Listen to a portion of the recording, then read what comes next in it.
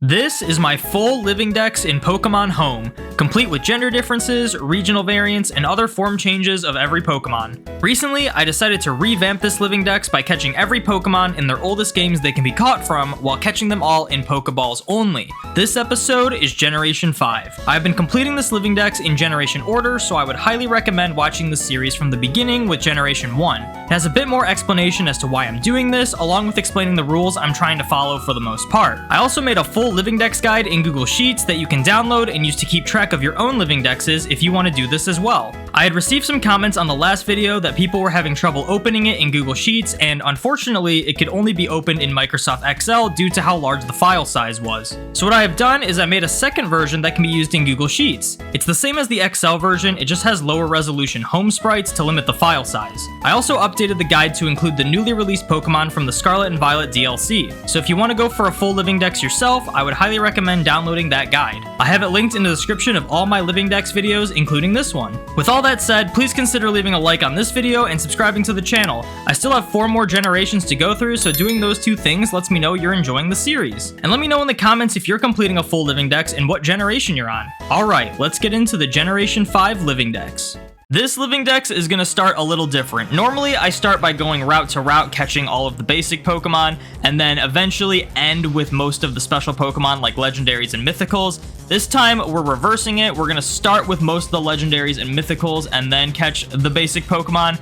In order to get all of the forces of nature, or the genies, in black and white, you need to play through both black and white 2 times each, because you have to get both the incarnate forms and the Therian forms. So we started off with my copy of black and chose Snivy as my starter. After playing through the game a little bit, my Snivy evolved into Servine and then later Superior. Then once I made my way to Relic Castle as part of the story, I ended up picking up the cover fossil from this NPC, and then I had to battle N at the end of the game. But first I had to catch myself Reshiram, which they did raise the catch rate of these box art legendaries so that they're a lot easier to catch, so it's actually really easy to catch them. It only took me a few balls to catch Reshiram. Then after beating the game, I made my way through Giant Chasm and found Kyurem and caught Kyurem actually relatively easily. I believe Kyurem's catch rate is not raised in any way, and I just got lucky with it. Then I went for the Swords of Justice, so I started with Cobalion in Mistralton Cave. In Victory Road, I got Terrakion. Then in Pinwheel Forest, I got Virizion. Then before tackling the Genie in black, I started my white copy and wanted to play through that right away. So this time I chose Tepig as my starter, and I forgot to do this in my black version, but we will get to it later. You get one of the elemental monkeys gifted to you in the Dream Yard based on whatever starter you chose. In this case, I picked up Pansage. And then after playing through the game enough, my Tepig evolved into Pignite and then later Emboar. Then back at Relic Castle, I picked up the Plume Fossil this time. And then I had to defeat N again, but first I had to catch Zekrom. Realizing I forgot to pick up the elemental monkey in black, I went and did that. This case, because I chose Snivy, they gave me Panpour. And now I wanted to go for the mythicals. And if you remember the Generation 4 living dex video, we had to use the DNS exploit to get the mythicals. It's actually a lot easier to do it in Generation 5. You don't need an open internet. You can use ones with passwords, and you have to do it through your system settings and not your game settings. So there's no hoops to jump through to get a Wi-Fi connection with no password. You can do it with pretty much any Wi-Fi this time with no issues. So we put in this specific code as our primary DNS, and then we had to go to the mystery gift section and hope we got the correct events. So first, we ended up getting our first of 2 Keldeos. We need 2 Keldeos for each form. After that, we ended up getting Victini, which you can totally get Victini this way, but I wanted to specifically get Victini in a Pokeball, so what I had to do is keep going until I got specifically the Liberty Pass item. One thing I should explain is that moving forward, pretty much every mythical you get in the original games is gonna be in a Cherish Ball, so any opportunity we have to catch one in a Pokeball, we will. And in this case, Victini is the only Generation 5 mythical you can catch in a Pokeball in Generation 5. If you want to catch others in Pokeballs, you have to catch them in later games. But if you have the Liberty Pass in black and white, you go to Castelia City over to this port and talk to this NPC by the boat, and he takes you to Liberty Garden. From there, you do this little short story where you fight Team Plasma in order to save Victini. After defeating Team Plasma, you are able to catch Victini in whatever Pokeball you want, and obviously, I'm going to choose a regular Pokeball. After catching Victini, I loaded up my white version and got a second Keldeo for both forms. And then I got Meloetta. Now, unlike Keldeo, Meloetta does also have 2 forms, but they aren't permanent forms that you can have both in home. The second form of Meloetta is only temporary in battle, so you only need 1 Meloetta. But what you can do is if you have Meloetta, you can go to this cafe in Castelia City, and if Meloetta is in your party, it triggers a cutscene to teach Meloetta the move Relic Song, which allows it to change its form in battle. Next, I loaded up my White 2 copy and started a new save file in order to pick not only another starter, but I also needed to get Genesect on this. The only way to get Genesect in black and white is if you have a Japanese copy, which I do not, so the event for Genesect was only in black 2, white 2, in English copies, so I had to start up this white 2 copy. This time we started with Oshawott, because we need an extra Oshawott for Hisuian Samurott. Then after trying the mystery gifts for a while, I finally got Genesect in my white 2 copy. Next, I wanted to tackle the first half of the genies. In order to get the genies, you need to have completed all 8 gym badges. You don't have to beat the Elite Four, which is really convenient for what I'm doing. You do have to talk to one of the NPCs on the route gate north of Opalucid City once you get your 8th badge, and they tell you that there's a storm happening on, I believe it's Route 7. Again, I should stress that I do not know all the route names by heart, so usually I just use directions to explain what route I'm on. In this case, it's the route north of Mistralton City, and it's the one with all those balancing beam things, and there's going to be a crazy storm when you enter it. Once you get to this house, it triggers a cutscene where the elder in the house tells you about whatever genie is in your game. After you exit the house, it triggers a cutscene where you're greeted with one of the genies. If you're in black version, it is Tornadus. If you're in white version, it is Thunderous. And once that cutscene ends, your genie is roaming just like any other roamer, except this time they give you a little hint. The elder tells you that if it is morning, the genie will be in the southern area of Unova, and if it is evening, they'll be in the northern area of Unova. So in my case, it was nighttime, so I went to Opalucid City and just went in and out of this route gate until there was a storm happening on this route. Once you see the storm happening, you just encounter the Pokemon and it'll be like any other roamer. So my strategy, like every other roamer in all the games except for Generation 2, is to first use Mean Look so that they can't escape, then false swipe them to 1 HP, and then put them to sleep, and then run from them, and then save, so that all I have to do is track them down one more time, and they're already at 1 HP and asleep, and they are very easy to catch. So just like all the other roamers, Tornadus was super easy to catch. I then did the exact same thing for Thunderous in my white copy, and just like Tornadus, it was also really easy to catch. After catching both Thunderous and Tornadus, I now have access to Landorus, which I should explain.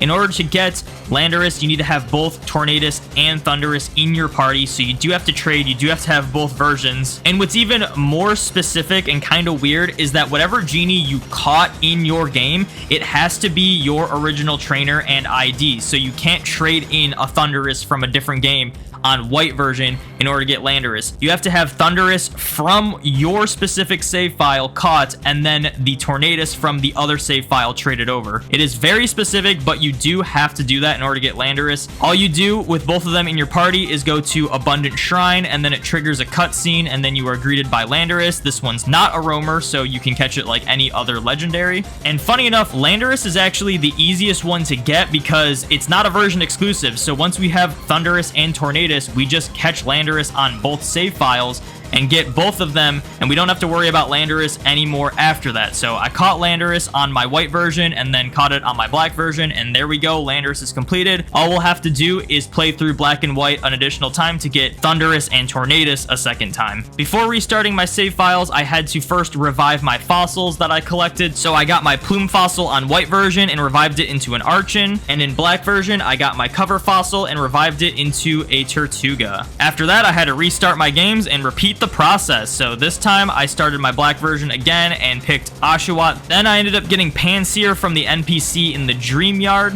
and my Oshawott evolved into Duat and then later Samurott. Then I picked up a second Cover fossil from this NPC in Relic Castle, and this time I immediately revived it into my second Tortuga to complete that line. Then after getting all 8 gym badges, I tracked down my Genie again and did the exact same process for catching it. This time it was Tornadus because we are in black version. Completing the set of Tornaduses. Tornadi? I don't know. And then I started up my white copy for the second time and picked Tepig again because honestly, Snivy was pretty useless in the playthrough, so we'll just breed for the rest of the Snivies. Then I received my second Pansage from the NPC in Dream Yard, picked up my second plume fossil from this NPC in Relic Castle, and quickly revived that plume fossil into a second Archon to complete that line. Then I finished beating the game and tracked down my second Thundurus. At this point, it's actually time to start catching every Pokemon besides just playing through the game over and over again and catching a few legendaries. So now we started on Route 1 and got myself a Patrat. I only caught the one Patrat, as we can catch Watchog later on, which in this case you surf to the route to the left of Route 1, and I found myself a red stripe basculin, which I caught really easily. Then I found some rippling water, and it gave me a blue stripe basculin. Then on the route to the left of Route 1 in the dark grass, I found myself a Watchog. And I should also explain, like I do with every video, we do a lot of jumping around back and forth between routes. It's essentially just whatever Pokemon I'm like, oh, I need to catch this, I will look up where it is, and then I'll go find it. And a lot of times it's back and forth on certain routes. So in this case, we caught Watchog, but we will probably return to this route later on in the video. Next up, I found Herdier, which I do need 2 of these things to get Herdier and Stoutland. Then while surfing, I found myself a male Frillish. Obviously, Frillish and Jellicent have the gender difference, so I need to catch male and female of both Frillish and Jellicent. Fun fact about gender differences actually is that gender differences got introduced in Generation 4, so the first 4 generations of Pokemon have a ton of gender differences, and then Gen 5, they just completely slowed down. So from Gen 5 all the way into the end of the entire series of Pokemon in Generation 9, there's only like a few Pokemon with gender differences, so you won't be seeing too many gender differences moving forward in the series. Next, I found an Alomomola in a rippling water spot. Then I found a female Frillish to complete the gender difference for at least Frillish. We will visit Jellicent later on. Then on the route far left of Route 1, I found a Scraggy, and just like Jellicent, we will catch Scrafty later on. You can actually catch a decent amount of the evolved Pokemon in Black 2, White 2, which I thought would be easier than just mass evolving everything at the end. Then I ended up finding a Sawk, which is a version exclusive to Black. Then in Icarus City, I found myself a Palpitoad, which we do need 2 of these for Palpitoad and Seismitoad. Then just outside Icarus City, I found Shelmet, which I also need 2 of these for the full line. And surfing in the darker water, I found myself a Stunfisk. Next, I wanted to tackle Chargestone Cave, so we first found Joltik, which we needed 2 of these for the full line. Then we found Clink, which we need 3 of these for the full line. And then we found Ferroseed, which we need 2 of those for the full line. Then I needed to find Tynamo. Now, if you go to the lower levels of Chargestone Cave, Tynamo is actually a lot more common, but I was getting extremely unlucky, and instead I found a Bulldor, which I needed 2 of these to complete that line. And in a Dust Cloud, I found Drillbur. Eventually, I got sick of looking for Tynamo despite it being an 8% encounter, so I ended up doing a repel trick for it to make it like 40% or something crazy. So we ended up finding 3 Tynamo really quickly after doing the repel trick. Then I went right outside of Pinwheel Forest and found myself a Pidove. We will catch Tranquil later on. And inside Pinwheel Forest, we found ourselves a Venipede. Again, this is where the jumping back and forth takes place, as I went right back outside Pinwheel Forest in order to find a Timber and a Timpole to complete the Timpole line. Next, I found a Shaking Grass Patch, which, if you know that, is almost guaranteed to be Autono, so we were able to catch Autono. Then going back inside Pinwheel Forest, we found ourselves a Cottony and then a Sawaddle. Then when I found my way to the dark grass in Pinwheel Forest, I ended up finding a Swadloon, which we did need 2 of these to complete the Sawaddle line. Next, I went to the route to the right of Nimbasa City in order to get a Minccino. We need 2 of those for the line. Then in Lost Lorn Forest, I wanted to use the Rustling Grass Patches in order to find the rest of the elemental monkeys. We first found a Whimsicott though, which completed that line. Then we found a Panpour, and then we ended up finding an Emolga, and after that we found a Pansear. Now, if you remember, I did pick up Pansage twice, so we did not need to catch a second Pansage. Then I went to Twist Mountain and found myself 2 Girder to complete that line. Then I went to the dark grass outside of Dragon Spiral Tower in order to finish off the Tranquil line, which again, Unpheasant is one of those very few Pokemon that has gender differences starting from Generation 5. So we needed to catch 3 Tranquils, one of them being an alternating gender, so we can have both genders of Unpheasant, and then also Tranquil for the line. Then we found a Mienfoo. After that, we found a Druddigon, which, if I'm going to be honest, I thought this was a lot more rare, so it was nice finding that really quickly. Then we found Sawsbuck, which obviously we need 4 of each Deerling and 4 of each Sawsbuck for each season. So there's 2 ways to go about it. You can either catch 4 Deerling and 4 Sawsbuck and then have 1 Deerling in your party for when the season changes and it'll change forms, or you can just change the seasons by changing your dates and then catching each of them as their separate form straight up, which is what I did. So we started with the spring form because that was just the season it was on. If you're wondering, the season is based on the month and it just alternates every month. So to get all the other Deerling and Sawsbuck, we just had to keep changing the date to 1 month forward. But we will revisit the rest of the Deerling later on. While I was looking for the spring Deerling though, I ended up finding a Carablast, which we do need 2 of those for the line. I ended up finding a Fungus, which we will catch a Moongus later. And then I found the spring Deerling. Next, I went back to Route 1 in order to catch a Lillipup because we needed that to complete the Lillipup line. Then I went to the Dream Yard in order to find a Munna, and after we found a Purloin. Then I wanted to complete the Purloin line, so I went to the route left of Opelucid City and found myself a Purloin. While I was there, I also found a Pawniard. Then I decided to go to the route with the Daycare and found myself a Blitzel. And going back to the route with the Balance Beams, I found a Zebstrika. Also, I should point out, if you're wondering why I have a face cam and a counter on screen now, I did stream pretty much all of this on my Twitch, so if you want to see me going for the Gen 6 or later gen Living Dexes live, make sure you follow me on Twitch. My channel is linked in the description of all my videos. After catching Zebstrika, I made my way to Celestial Tower in order to catch the Litwicks, which I need 3 of these for the full line. Then I went inside Dragon Spiral Tower to get Golett. Then I was informed that LGM is in Celestial Tower in a higher floor, so I went back to Celestial Tower in order to get LGM. After catching LGM, I realized I forgot to catch Whirlipede in Pinwheel Forest in the dark grass area, so I had to catch 2 Whirlipedes to complete that line. Then in Victory Road, I found myself a Durant, and after riding back and forth with a Repel-a-Bunch, I found a Dust Cloud in Victory Road to get me an Excadrill. Then outside of Victory Road, in this rough area, I found myself a Heatmore and a Vullaby. Then back inside Victory Road, I found myself a Dino, which we will find Zvilus later on. Then back outside Victory Road, I ended up doing a Repel trick to make Fracture more common, as it's normally 5%, and I needed to catch 2 of them. Then I needed to get the HM for Waterfall, so I'm back on the route far left of Route 1, and I found myself a Dwebble, and then eventually made my way to the dark grass to get Crustle. I also made my way into the shack on this route and got an egg from this trainer, which we will be hatching later. Then after getting the HM for Waterfall, we were able to access this area of dark grass in the route to the right of Opelucid City in order to catch ourselves Mandibuzz. Then in the dark grass on the route to the right of White Forest or Black City, depending on your version, we found Mienshao along with Behem. Then I realized I forgot to catch Bisharp on the route to the right of Opelucid City, so we went back there and found a Bisharp. Then I wanted to tackle the desert route, so we entered the desert and found a Sandile. Then in the desert resort, I ended up finding a Maractus.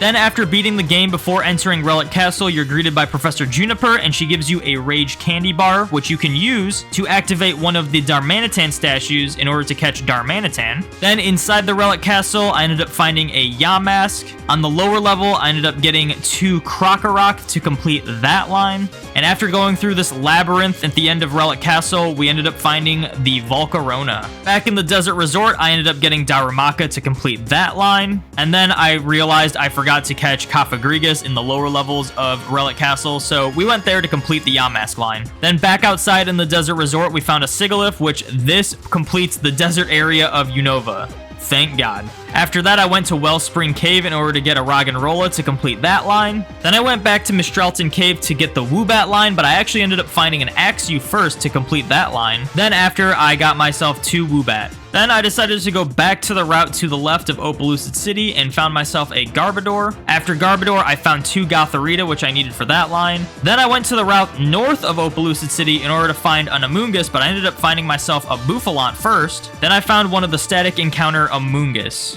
Next, I went to the route to the left of Nimbasa City in order to catch Gothita to complete that line, and I ended up finding a Trubbish in the dark grass area to complete that line. Next, I wanted to get Zorua and Zoroark. Now, if you have done the DNS exploit in Generation 4, you will notice that you may have gotten some of these shiny legendary beasts, Raikou, Entei, and Suicune, along with a Celebi. You actually need these Pokemon to catch Zorua and Zoroark in black and white. So what I did is I sent up these Pokemon from my Platinum version into my black version. Now for Zorua, if you have that event Celebi in your party, you go to Castelia City and go to the Game Freak HQ and talk to this boy standing right here. That boy ends up being a Zorua, and it allows you to put Zorua in any Pokeball of your choosing. Of course, I chose a regular Pokeball. Next, if you go to Lost Lore Forest and have all 3 of the event shiny legendary beasts in your party, you'll get attacked by this woman, and she ends up being a Zoroark. After that, I had to hatch some eggs, so we eventually hatched that egg that was gifted to us, and it ended up hatching into a Larvesta. Then we bred for the rest of the starters we needed, so I ended up getting 2 Snivy, only 1 Tepig, as I chose Tepig twice, and then we hatched 2 Oshawott, which we picked Oshawott twice, but we needed an extra one for Hisui and Samurott. Then I ran back and forth on this bridge until I found a Shadow that gave me a Ducklet, which actually took forever, because most of the time you get those EV raising feathers instead. Then after that, I went to this bridge and found a Shadow, and ended up getting a Swanna from it to complete that line. At this point now, all we need left are version exclusives and season exclusives, so I changed my game to have it be summer, and we ended up getting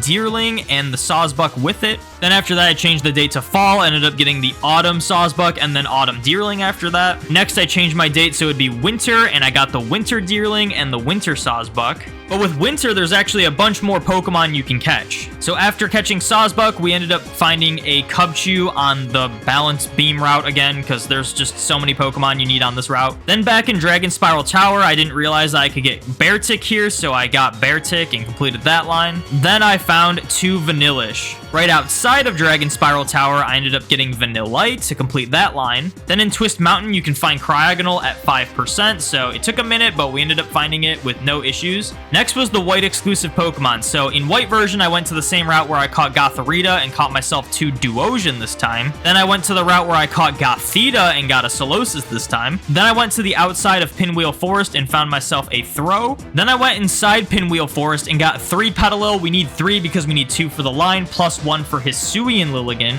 Then on my way to Victory Road, I found a Rufflet, which we need 3 of these for the line, plus the Hisui and Braviary. Next, I went in my Black 2 version to get some more of the evolutions, and in Victory Road, we found ourselves a Golurk. While surfing in Undella Bay and a Rippling Spot, we ended up getting both genders of Jellicent. Then I went back to the route to the left of Route 1 again in order to find a Scrafty. I made my way back into Victory Road, but in a different area in order to get 2 Zaviolus to complete that line. And at this point, we have caught every Pokemon we can in Generation 5, so what we need to do now is send them up into Pokemon Home. After sending them into Pokemon Home, I needed to catch some of the regional variants, so we started off getting a Galarian Yamask. Then I went into the Galar Mine 2 to get a Galarian Stunfisk. Then I went to the route to the south of Windin in order to get a Galarian Darumaka, which these things are only 5%. We did need 2 of them. It wasn't too bad to find both of them, but unfortunately they are sword exclusive, so you need to trade if you have shield version. After catching all the Galarian forms, I needed to make my way back to Hisui in order to get the White Stripe Basculin, along with 2 Hisui and Zorua in order to complete that evolution line. And then I was gonna do some evolutions until I realized I am a huge fool. I literally just made a video discussing all of the Pokemon you can't shiny hunt on the Switch. I then go and catch all these elemental monkeys, send them into home, and then realize I can't evolve them from the Switch because they aren't available in any of the mainline Switch games. The same goes for Patrat and Watchog, but I did catch Watchog in the wild, so I didn't have to worry about that. But yeah, I had to go back and catch 1 of each elemental monkey again in order to actually evolve them in Generation 5 before sending them up into home, because you cannot send them into any of the games once they are in home, and you can't evolve them at that point. So here's me catching 1 of each elemental monkey and then evolving each of them into their evolutions, so we can finish off that for good this time. Next, in my sword version, I evolved 1 of my Herdiers into Stoutland, 1 of my Munnas into Musharna, and my Tranquils into both genders of Unpheasant. I then had to do a couple trade evolutions, so I traded Boldor to evolve it into Gigalith, and 1 of my Girders to evolve it into Conkeldurr. I then evolved a Palpitoad into Seismitoad, a Whirlipede into Scolipede, and 1 of my Petalils into Lilligant. After that, I evolved 1 of my Crocoroks into Crocodile, a Galarian Darumaka into Darmanitan, a Tortuga into Caracosta, an Archon into Archeops, a Minccino into Cinccino, a Gothorita into Gothitelle, a Duosion into Reuniclus, a Joltik into Galvantula, a Ferroseed into Ferrothorn, a Clink into Clang, and then a Clang into Klinklang, Litwick into Lampent, and then Lampent into Chandelure, 1 of my Fractures into Haxorus, 1 of the Rufflets into Braviary. To evolve Shelmet and Carablast, you need to trade them specifically with each other, so we traded these 2 and evolved our Shelmet into Excelgor, and Carablast into Escavalier. Then we evolved Xyvilus into Hydreigon, and because Woobat is a friendship evolution, I had to mass feed it a bunch of EV reducing berries until it loved me a bunch and then evolved it into Swoobat. Then I needed to change the forms of my genies, so for one of each genie, I used the reveal glass on them to change them all into their Therian forms. Then in order to change Keldeo from ordinary form to resolute form, all you need to do is teach it Sacred Sword, which it learns it at level 1, so you just need to use one of the move reminders, and after teaching it Sacred Sword, it automatically turns it to the resolute form.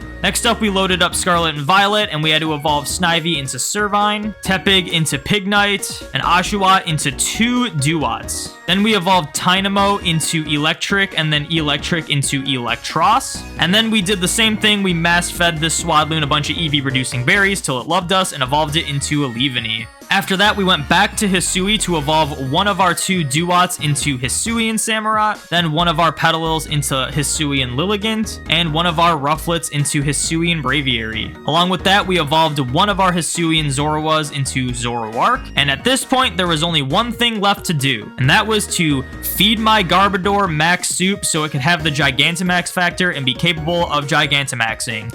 Not that this is super necessary, but it's just a little completionist thing that I think is kind of cool that I can do. And there it is, my full Generation 5 Living Dex. Overall, one of the easier generations to complete despite having the largest roster of Pokemon in terms of Dex entries at least. But the lack of gender differences and not a ton of regional variants made it a lot easier to complete. The only issue I had was getting all the genies. Now you can get all of the genies if you have Pokemon Dream Radar, but unfortunately they're caught in Dream Balls, so I had to specifically use black and white and play through those 2 times. So that's more of just my issue with my challenge specifically, but overall, Generation 5 wasn't too bad. So yeah, that is going to be it for this video. Thank you guys so much for watching. Make sure you like, comment, subscribe, ring those notification bells, all that good stuff. Be sure to join the domiNATION, and I will see you in the next video.